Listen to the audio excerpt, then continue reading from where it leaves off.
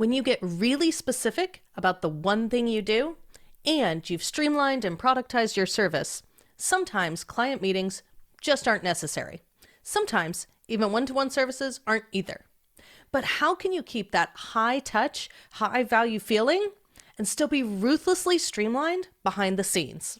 I'm Susan Bowles, and you're listening to Break the Ceiling, the show where we break down unconventional strategies you can use to save time, boost your profit, and increase your operational capacity. This month, we've been talking about alternative ways to work with your clients by crafting services that specifically opt out of the standard client meetings.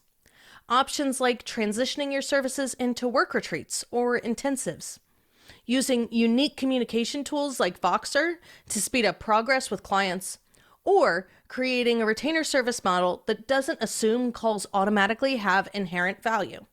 So if you missed the last few episodes, go give them a listen. Today, we're talking about an evolution that moves almost completely away from client meetings altogether. My guest, Greg Hickman, is the founder and CEO of System.ly. Over the last 4 years, Greg and his team have transformed System.ly from marketing automation consultancy into one of the top coaching and training companies for service providers. He realized that the systems he developed behind the scenes to streamline and productize his own service were actually much more valuable if he transformed them into a system that he could actually train his clients on. So instead of doing the work for his clients, he moved into a model where he teaches them how to do the service for themselves. A done-with-you kind of service. Basically, he realized it's better for his clients if he teaches them to fish instead of doing the fishing for them. So when you have a very clear and consistent way that you deliver your services, like Greg does, you can actually turn the client delivery process into a product in itself. That allows you to also standardize the communication around delivering that process. And once the communication is standardized, so you're communicating the same things at the same point in the process to every client, you're actually better off using pretty much any communication method other than a meeting. Meetings are never standardized. They change based on who's in them. So, if you know what you want to say and when you want to say it, you're really better served skipping the meeting and picking something else. A templated email, an intro video series, or maybe even a whole email drip campaign to take the client along the journey. Because then every client gets the same high quality information. No balls get dropped, and you don't forget to mention that one piece of information. So by turning your client delivery process into a product itself, you can just skip the meeting altogether. And that's what my guest today has done. Greg created a productized service that has an element of support built in. He and I talk about how this system evolved from focusing on streamlining his own processes and how he moved from one-to-one meetings and project-based software implementation to a group delivery method that still feels high touch and offers a ton of support. So talk to me a little bit about your kind of unique approach to working with clients. Yeah, I mean, ultimately, you can I feel like everyone has different names for it, but I look at it as a leveraged program. We call it the hybrid agency, and it's a combination of coaching and consulting done for you and training. Kind of I believe the best of all of the worlds that exist. And so through kind of a choreographed experience, we work with our clients through different phases of, growing their business, and depending upon what they're actually working on, they're getting access to us and moving forward based on one of those three vehicles: consulting, coaching, the training, and then the implementation done for you stuff. So done with you is really what it is. And it's been working really well for us. And, I'm sure we'll talk about it, but we used to be like a full service done for you agency where everything was custom. And, we got to this through multiple iterations. We didn't start this way. And there were definitely variations as we evolved into this. So we can dive into that if you'd like, but that's how I look at it. So, talk to me about how you are either meeting with clients or not meeting with clients throughout those services. Yeah. You know, where do you meet in person, and how is that kind of worked in? Yep.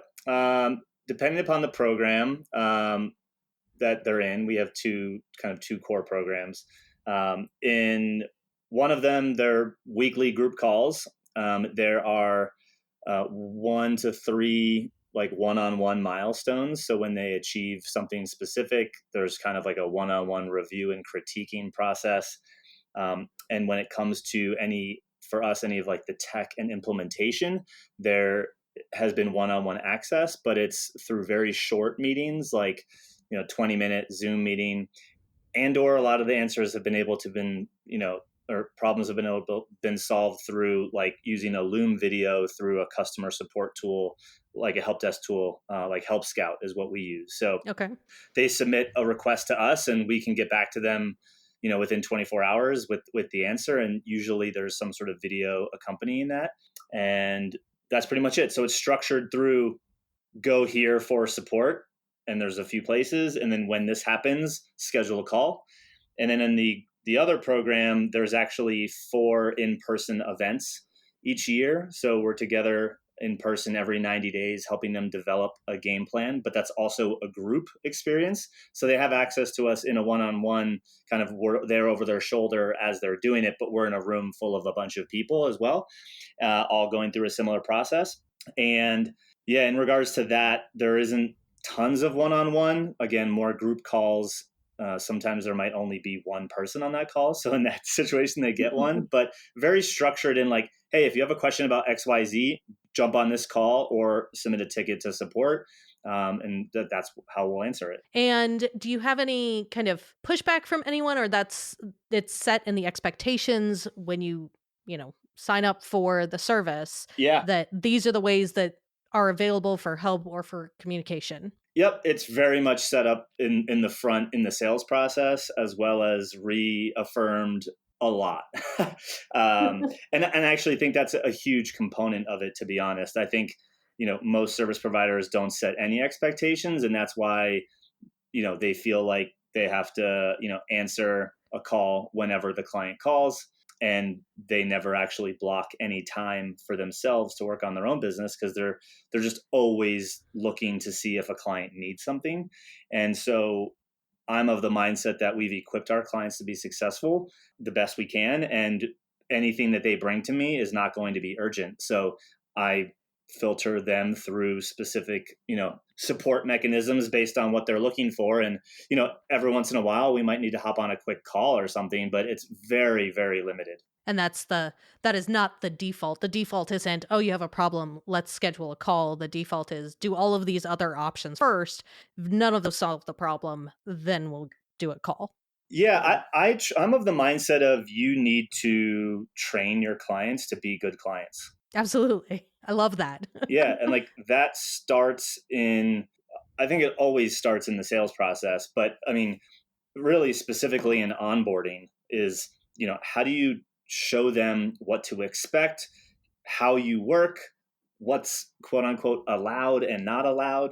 And I think a key piece of this for us that I don't know if everyone listening will resonate with this or not, but the more that your service or agency or whatever is productized, wherein you are packaging the sale and the delivery of whatever service you're offering feels like a product, like they're buying a result, not hours, not blocks of hours, not any of that.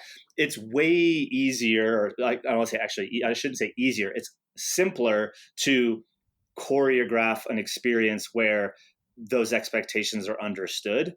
But when, a lot of agencies run into a lot of these issues, I really feel like it's partly scope creep because they've never defined what is allowed and what's not, and no one knows where to draw the line, and you don't want to lose the money because you probably already spent it if they paid up front, and now you got to fulfill on it, and like you just do it because sometimes maybe out of fear, or desperation. But when you're everything to everybody, I think it usually opens the doors for these things and issues to happen in the first place. Yeah, absolutely. So can we dive a little bit deeper on that and talk about where during your sales process and your onboarding process are you either setting expectations or reaffirming that this is how they can expect to work with you? Yeah. So, I mean, in the sales process, we drive a lot of our clients through either paid traffic or through our organic marketing activities, YouTube videos, our email list, and our nurture and stuff like that. So when they come to us, they're coming through an experience that I've designed. Like, I mean, very simplest is a webinar, right? I mean, if someone Mhm. watches a webinar, how you end that webinar and invite them into a consultation or a strategy session, whatever you want to call it, I mean, it starts there. And so, when we're inviting people, I'm very specific in saying, hey, look, if this sounds like you and you are, 1, 2, 3, 4, 5, then you should schedule this call. But if you are these things, then this is probably not going to be a good fit. And so I'm constantly trying to speak to the characteristics and the traits and the desires that our ideal clients want while also setting those expectations. So, something might be said somewhere along the lines of like, look, if all you're looking for is someone to like do all of the work and you have no responsibility in this, we're not for you. I'm not interested because I might as well own your company then, because if I'm doing all of the work, then I should have equity. And I'm pretty sure you don't want that. You just wanted a funnel built. So if you want that and you want to go through my own methodology for you to have it, then we can talk. Otherwise, like go find, someone on Craigslist or wherever to go do this work, because that's not us. So, I'll very much try to repel the people that want only done for you. But what I've found to be true over time, and this is something we train our clients on, is I believe that most people want the result and they care less about how they get the result. Thus, they don't care if you're doing the labor or not. They just care if they get the result, which means if that's the case, sell them done with you, because it's going to be easier for you and you can get people the same result done with you as you can done for you. And everyone's life's going to be better. And so I think it's more of a mindset shift and understanding that, like, I think service providers sometimes feel the need to say like, well, I got this, I'll take care of everything. But that really puts so much of the pressure on you as the person delivering. And, one of our clients dealt with this, and I was like, it sounds like for what you're doing, like, and you're only getting like $2,500 a month. The whole success of you, that person's business is on you. Like at this point, you should have skin in the game. Like you should like own part of this person's business. You're doing everything. And, it was kind of a mindset shift for her. And she's like, yeah, that's right. And she's like, the problem with the clients is that like they think I have everything covered. And when I need something from them, it's like impossible to get what I need because like they've already disconnected from them having to be involved in this process at all. And they obviously need to be involved in order for it to work. And so it just kind of, I think most people just do it to themselves and set themselves up for failure by not communicating, the expectations. Absolutely, absolutely. So, talk to me a little bit about what kinds of challenges you ran into as you were transitioning from kind of being a typical agency with the typical client meeting structure and project structure to this new, more guided experience. Yeah. So, we were probably like many people listening where we get hired for a specific thing. And then all of a sudden they're asking us to show up to their team meetings, use their team project management software. I'm in like 7 different project management softwares and I'm spending most of my time on client meetings. The first solution to that was like account managers, which I think, is what most people would do, where you have one specific person on those meetings and they're kind of owning that client relationship. I personally came from like very big agency as well as boutique agency, and so once I saw that starting to happen, I was like, whoa, like this is not what I wanted. Like I escaped this to like run my own business. For a reason. So this is not like, I'm not trying to have like the 50 to 100 person plus agency and all of this stuff. Like it's just not what I wanted. And so it was kind of that moment where we're like, all right, well, each person can only handle whatever 8 clients or something. And in order to add one new client, we needed to hire a new person, but we don't have the money to hire that person. So that was kind of like the trigger for me. The big pivot for us was launching the new one-to-many thing. And I think the moral of the lesson here is I spent way too much time trying to create new plans to keep those legacy clients when like it was actually easy getting clients into the new model, that I should have just spent more time focused on that. But, just like many people were probably scared, we didn't want to lose that revenue. And so, you try to make all these custom offers. And the reality was we were giving our clients so much for what we were making that, we were losing money on some clients when like you boiled it down, and we didn't have any capacity to really serve anybody else. So we were losing money and had no more capacity. And so we essentially launched kind of it was still one-on-one, but it was done with you, like on the side, so to speak. And then as we got each new client in the done with you model, we had the conversation with one of our legacy clients. And ultimately we created like a transition plan to get them off, if they didn't want to stay on the new plan, then we would just transition them out. We didn't want to burn any bridges. And so, for some, that was like a 2-month process. For a couple, that was like a 6-month process. So it was very much like a kind of a balancing act of like bring in a new client that's leveraged, get rid of an old client. In that first iteration of the done with you, what we did was, for context, I don't know if I mentioned this, like we were building sales funnels and like using marketing automation. So we were helping online entrepreneurs build out webinar funnels, live webinar funnels, like new client onboarding campaigns, all of those things. Like if the word Infusionsoft was in the sentence at the time, like we were managing it for them. So one of the things one of the big problems was while we did all of those things, like I always called us like we were the engine builder, but our clients always seemed to have, and maybe it was the type of clientele we worked with, they always had someone that was already doing the Facebook ads. They had someone that wrote copy. And they had the landing pages designed. So like we were ultimately like the logic and the brains that connected all of these assets together to create the client experience. And so we were always relying on other either service providers or agencies. And what ended up happening was we'd do our part and then the other person would be delayed. And by the time they did it, the scope changed. And so we were doing like double, triple the work sometimes. So how the first version of it was, hey, we'll meet with you once a month. So we had like still a one-on-one call to like figure out what they needed, but we're only going to build stuff with you guys on the call. So like we're going to build together. And so it's they like were a like live workshop, they were like kind of online virtual, like, one-on-one workshops where it's like, hey, this is what we're building this week or, whatever this month. And like, when are you available? So like we built it together so that it was essentially done. And then we showed them in those calls, like, hey, when you get the copy, here's where you put it and all of those things. That was like version 1. There's still tons of flaws there, but that was version 1. And from there, the next piece was, okay, well, we solved a lot of those little bottlenecks, but then it kind of evolved into we'd finish our part. And again, it was the copy that we were waiting on. We had one client that we built everything. We were paid up front. We built everything and they got us the copy a year later. Oh my goodness. Like literally a year.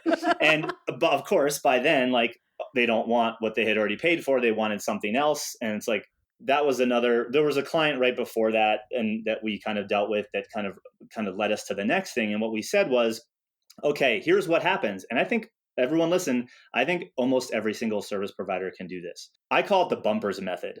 So it's like, okay, client, I need XYZ from you in order to do what I need to do. I am not starting until I have all of these pieces. And I need them by this date in order to start and have it done by your deadline. For every day that you miss, this is how many days it'll take us. But I promise you, the second we have it, it will be done in 7 business days, guaranteed, every time. And in some cases, it would be less than that. And so basically, like we would have an upfront conversation of like what we needed, strategic direction, and then we gave them assets and tools and resources to go do the work. to make their life a whole lot easier, like templates and all these things, scripts that they just needed to modify. And once they came back, so we had done some of the heavy lifting already, but I said, hey, here are a bunch of things, go modify these, fill in these worksheets, fill in these forms, and I'll have everything that I need, but I'm not starting until I have all of it. If one piece is missing, we will not start. And then, got them to sign off on that, and they'd get it to us, and we were knocking things out. And so that worked really, really well. But that was also the trigger for when I said, wait a minute, we've only been like working with a couple clients a month, because the variable for us was, well, if we had like X number of clients and they all came back to us at the same time, could we meet that guaranteed delivery turnaround? How did you manage that? So that was really the pivot point into kind of the model that we have now, which was, we realized, well, really the only piece left is them kind of, the piece that like is the always the one that bottlenecks it is like inputting all of the copy. I was like, but it's really just copy and paste. It's copy and paste if you have the copy. Yeah, the problem is getting the copy. So I was like, I just created a training video that walked people through how to take from, like, because we have a very specific labeling, system. So I'm like, hey, like, if this says A, copy, go over here where this says A and hit paste. And then here's how to format it. And it was like a 15-minute long video or whatever. And then we basically, so once we did our piece, we just gave them those training videos, and they had someone on their team do it. We'd look it over. We'd like do a once over, like spend a 30-minute, time block to like make quality control, make sure they didn't break anything. But it took so much, it basically made it almost like a coaching program at that point, which was, we've already done what we needed to do. Like, here's how you do your piece, and it should be good. We'll look it over once, but that was super easy because in many cases we were building the same thing for everybody. So it wasn't like we were building custom stuff. I glossed over that, but that's a huge piece to this.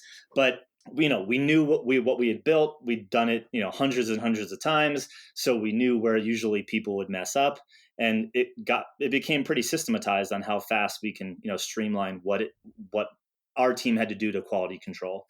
And that's when we kind of just said, wait a minute, why don't we just give everybody all of these pre-built things and have them just fill it out. We can critique it. We can answer questions on a group call. And we just eliminated one-on-one altogether, at that point. And so it again, that was the span of, we launched our first kind of cohort of the one-to-many like group version in February of 2017. And by December of 2017, we had no more clients one-on-one, and we had doubled our revenue from what we were doing as a done-for-you provider into this group model. So like just under 11 months. Oh, wow. And so, yeah, that was sort of how we we progressed through it. It wasn't always pretty. We but now we're there, and it's definitely been worth it. So in the kind of group model, is it still, is the support and the meetings in a group format, or basically it's you're still doing kind of one-to-one work in that you're giving them resources and you're looking specifically at whatever copy they have and their specific pieces, and then the support is in this group model? Or is there a cohort that everybody kind of comes in at the same time and you run it on a launch system? Or talk to me a little bit about that. So it's rolling, so it's evergreen. So there's people at various stages of our process. So we don't do the launch model, and so there aren't necessarily cohorts, but usually there's people in and around the same window. We keep it pretty fluid, and so the caveat to all of this stuff, and I say, like, I think sometimes when people talk about this topic, like, it has to be like black and white, where it's like, all right, how did you eliminate one-on-one altogether, or whatever altogether? And honestly, like, we don't mind doing some one-on-one, but when you have all of the other pieces in place, the one, when you do have to hop in on one-on-one, it's usually really short. The client feels like you're going above and beyond, and it's not that hard. And so, like, we'll lean into some one-on-one when needed, just to accelerate the person through. And then again, there are specific areas where we would where we would offer one-on-one. So for example, just one of the things we did recently was we have a call that's scheduled every single week for anyone that has any questions about one of the funnels that we've helped them deploy. They can hop on a call and like our lead funnel builder will answer their questions and like screen share. And so does it function kind of like office hours? Yeah. So like yeah, very much like office hours. But what we realized was like people weren't showing up to that call. Very random, like every once in a while they would, but they would email their questions in. And for our team to support that, it was, we just do a quick Loom video and give it back to them. And they were off to the races and like they would love it. And so we actually eliminated that group call. And now we said, hey, like you can submit your tech requests this way. We'll get back to you with a video walkthrough, and or if you really need to, and we'll tell you if you need to, schedule a quick one-on-one call with our team. But when you schedule that, here's what we need from you in order to have that call. And so we get like a clear scope of what the problem is because they submit like a request form. So we get like all of the links to the things that we need to, assets we need to look at before we hop on that call. And we haven't yet had an issue where the call has taken like longer than 30 minutes. And I'd say there's like a handful a month, maybe. And so we don't mind it, and it's very infrequent, and it's always perceived as, we've gone above and beyond because we're there to help them. But it's just, I think the way that we've conducted everything else that they're getting over time, this is again goes back to that we really deliver the same thing to everybody. And so we know where all of the holes are. And if a new hole arises, when we fix it for that one person, it fixes it for everybody. So every single time we solve a problem, it like solves it for not just one person, it solves it for everybody. And so like over time, we get fewer and fewer and fewer requests. And the amount of times we need to do something that is like above and beyond is just so few and far between that it's like sometimes welcomed. And then when it does happen, it really just points us into the next area where we can streamline something and make it easier. Again, thus, removing ourselves. So that's part I love training. That. And then it's like kind of a feedback. It gives you a feedback loop when somebody does request a meeting, but it's not the default. Yeah, absolutely. And here's the thing. So I use a term called preloaded done for you. And say anyone listening were to come be a client, and like I've already done the work for you. Like it's not like when you sign up, I start doing the work. Like it's already done. Like you're not even a client yet, and it's done. Like 95% of it is already done. I need you to cut, like the piece that we need to work on together is the customization of your voice and your message. And that's going to come from you anyway. But I'm going to give you scripts and examples like for you to model that. Again, it really is like if you can copy and paste, like, and move things around and follow very simple instructions, you don't have to worry about any of the tech because we've already built it. And if we do have to build something new, we can go build it. But again, we would have built it and it would be built for everybody. So it would just be like our mentality is let's work hard once and then everybody else benefits. So every once in a while, we got to work hard once and then everybody else benefits. That all of this is possible though, because we sell and deliver one solution. We're not full service. We are not generalists. We don't do, add-on services just to keep a client around, which I think is usually why most agencies don't have any sort of repeatability or systems, is because everything is unique from the get-go. Every single client you get, you're solving a new problem, which I would argue could potentially be its own business. Well, and I also think it's a little bit of a fallacy in that, like, even most agencies, like, they're really delivering the same thing over and over. Like, they're building a website over and over, or they are, running ads over and over. Like, all of the processes that we tend to think about, like, oh no, I have to do it, it's custom. I think you've highlighted that we can do things that feel customized to the solution that the client actually needs without it having to be custom from a delivery standpoint.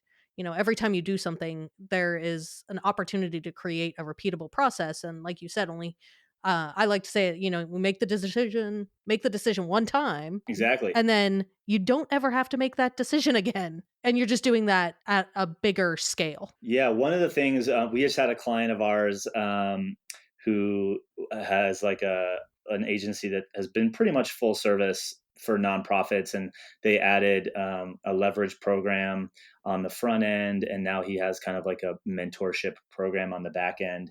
And he was talking about how one of the clients that had previously been a done for you client that now joined sort of his done with you, so to speak. One of the first things that they said was, wow, one of the most valuable pieces is actually being on this call with someone in another nonprofit that has the exact same title as me. Because like now they're getting insight from their peers. And like, that's so valuable. Like for almost every single like, I don't care who you serve. If you put them around someone else that is exactly like them and they can share their stories and experiences, like that is super valuable, which is why I'm of the belief that working in a group will always be far superior and far more transformational than doing anything one-on-one. Again, you can have some one-on-one touch points, but by adding that group element, when our client has a question, sometimes it's not even our team that answers it. It's another client that is already 2 steps ahead of that person or has an experience. And that's super powerful because it's not just, hey, you need to listen to Greg and his team. Like, yeah, we have some strategies, but like there's other smart people here as well. And they could probably add value. And it can kind of function as like a mini mastermind kind of group. Sure, yeah. Of people who are exactly like you. Yeah. Interesting. And so are those on these like office hour type calls, or is that happening in a different? It happens on these calls. It happens like we have a private Facebook group for our clients. It happens in there. We've had clients, have one-on-one calls with each other just to like kind of, dive into something deeper. It happens in person at our events that we have, every quarter. So yeah, they're interacting all the time. It's great. I love that. And I like the aspect that it's not really just a straight one-to-many kind of delivery thing. It's one-to-many with a lot of the benefits that you would get from one-to-one work, but without all of the kind of stuff that goes into one-on-one work that doesn't need to be there. Like recurring client meetings where you get on and you're like, oh, we don't really have anything to talk about, but we had a meeting on the calendar, so we're meeting. Which I think can be the expectation sometimes. Yeah. And I'm sure there's a wide variety of people listening, but I mean, traditionally the people that we work with are, the smaller agencies that also have like, small and medium-sized business clients. And one thing that I've always seen happen is, the agencies that, force people into retainers and like they do all of the things. Ultimately, they're handcuffing their clients in some ways. Like I remember, like I said earlier, like anytime the word Infusionsoft was in the sentence, like they reached out to us. And it's like, well, these guys had Infusionsoft for 7 years before we were around. So, I mean, I don't know what you did 7 years ago in Infusionsoft, so like that's not my responsibility. Like I'm here to build the thing that you brought me on to build. And so I always found that, in some cases I've heard people be like, you know what, they can't run their business without me. I was like, that actually sucks for you too. Especially definitely. Because you probably don't have a revenue share. You probably don't have equity. And if their business is going to go under because of you and you're only getting like a flat retainer that you're probably not even profiting that much on, like that sounds like it sucks. Like for you and them, and like who wants that? And so I felt like there were certain instances where I realized, man, we're really handcuffing our clients, and that's not what we wanted. We wanted to enable them. Like we wanted them to not need us for everything, but need us and want us for the things that we wanted to do that would actually move their business forward, which is why I use that analogy of the engine builder. I'm not a NASCAR person, but most people that understand NASCAR, like there's a guy that builds the engine that allows the car to go around the track. But like come race day, when it pulls into the pit to get the tires changed, guess who's not jumping over the wall to change the tires? The guy who built the engine. Like maybe after the race, he'll like optimize it and tweak it to be better next time. I'm not the pit crew. And I think a lot of agencies end up just becoming the pit crew for their clients. Absolutely. And really that's labor. And over time, I haven't seen it not happen. People will devalue labor over time. And so like most people listening have probably heard at some point, hey, I think we're going to bring this in-house, or, we're going to use someone else because we can get it cheaper now. And because a lot of what I think most of us offer in some way, shape, or form, like build websites or whatever, like a lot of those are commoditized these days, and you're competing against the entire world. So with what our clients do, we're tying their intellectual property to some of that implementation, and the continuation of the working together is based more on the advisory, the mentorship, the consultative element, and less on like the tactile hands to keyboard work, which there's always going to be value had at that level. And then you can take off the stuff from your plate that you don't like doing, like the hands to keyboard stuff. So, I mean, that's my belief, my mentality, and what a lot of our clients have kind of transitioned to. And I really believe it's like the future of what agencies need to be doing to have any sort of longevity. Oh, absolutely. I think agencies in particular are one of those industries that's just ripe for disruption in terms of like a lot of the times they just cling to really outdated business practices because that's the way it's always been, or that's the way, that's the way the industry is. It just is. And I think in online businesses, there's a willingness to kind of buck the trend that hasn't quite hit agencies. Yeah. And I think, any agency owner, and maybe this could be debated. There's probably some angle to debate this, but I remember anytime I was hired to do anything as like a service provider of any sort was not just because I knew what to do. I just also knew how to do it, which means in the beginning, you probably are being paid for your knowledge and expertise, but you keeping them around over time, you've just let it turn into labor. And that's where you get it stuck in this mess. And it's like, you have something in your head that other people want. You've just chosen to convey that through labor right now. That's not the only way to get your client to the result. And hey, guess what? Maybe you need to up level the type of client you work with who's willing to do it in this done with you fashion. That's a huge piece of it too. We have clients that were convinced that nobody would hire them and have do it together. And then 3 weeks later, they have their client and they're like, the client's loving it. And, they're like, I can't believe that anyone, we have a client that she and her team build apps, like software apps. And now they do that in a one-to-many done with you experience. And it's like, ooh, interesting. It doesn't get much more custom than building software, for small business. And so if they can do it, most businesses can do it, if not all. Yeah, I agree. And it really positions you as an advisor versus as like you were saying, as a laborer. Totally. I think there's a lot of value to be had in both from the client's perspective and from the perspective of a service provider, in that it's easier to deliver because you're delivering your knowledge in a standardized format versus I'm going to do it for you. You still won't understand what happened and you won't be able to repeat this. Yeah. I'm in the business of teaching people how to fish, And I think more agencies need to be having that at least as an element of their business. I completely agree. So I think that is actually a great point. Before we wrap up, is there anything that we haven't talked about that you think we should? Oh man. That's a loaded question. Yeah. I mean, we've kind of woven it in, but, I think the ability to have, more of an automated business, and I use that word very carefully. And by automated, I don't mean transactional or that your business runs on autopilot. I mean, as long as I didn't have to do it, it's automated to me. Right. And so That's what I mean by automated, all the way from sales, marketing, all the way through fulfillment.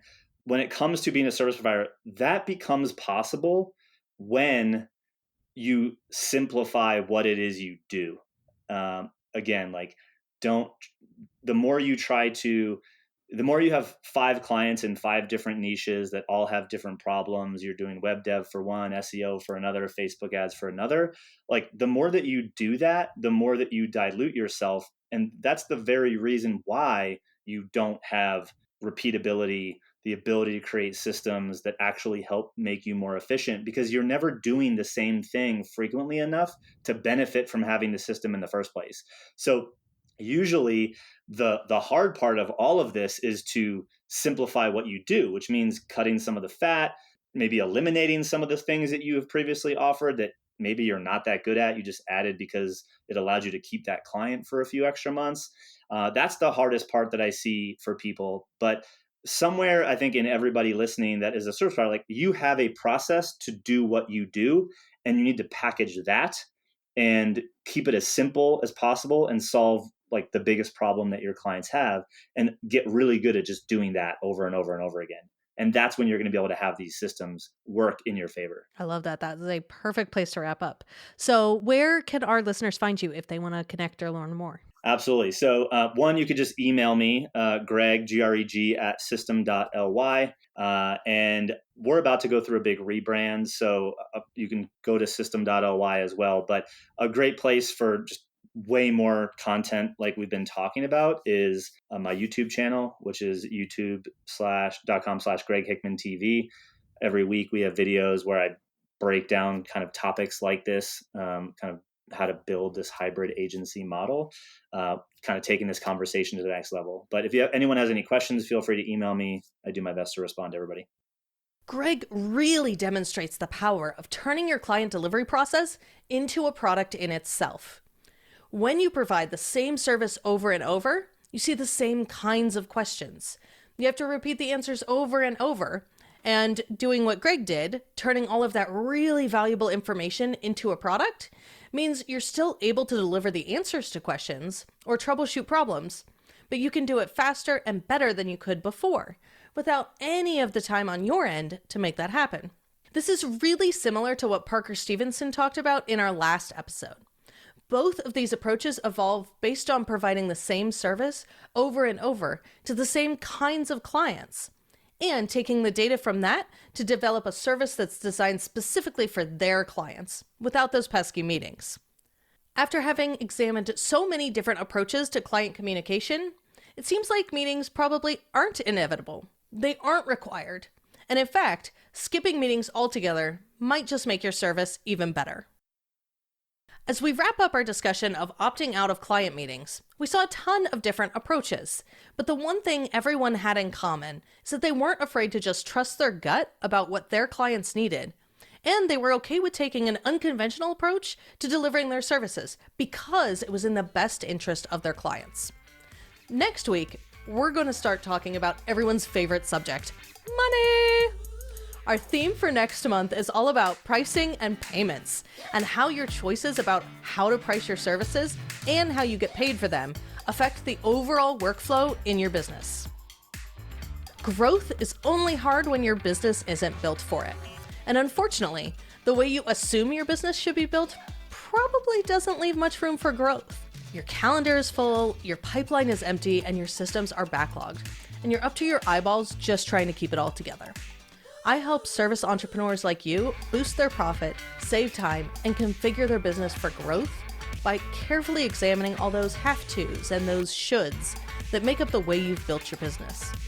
Together, we find ways to ease your burden while continuing to deliver incredible experiences to your clients. As your growth advisor, I'll show you that you don't have to sacrifice your work-life balance, client satisfaction, or the quality of work to have a business that's built to grow. You just have to build it differently. It all starts with getting clear on your money and your foundational systems.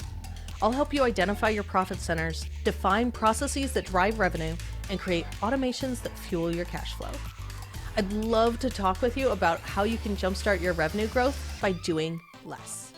To get started, shoot me an email at susan@scalespark.co. And from there, we'll hop on the phone and see if you're a good fit for a custom growth blueprint. Again, reach out to susan@scalespark.co. I'd love to help you break through the ceiling. Break the Ceiling is produced by Yellow House Media. Our production coordinator is Sean McMullen. This episode was edited by Marty Seafeld with production assistance by Kristen Rumvik. And our theme music is Feel So Fly by the Unders.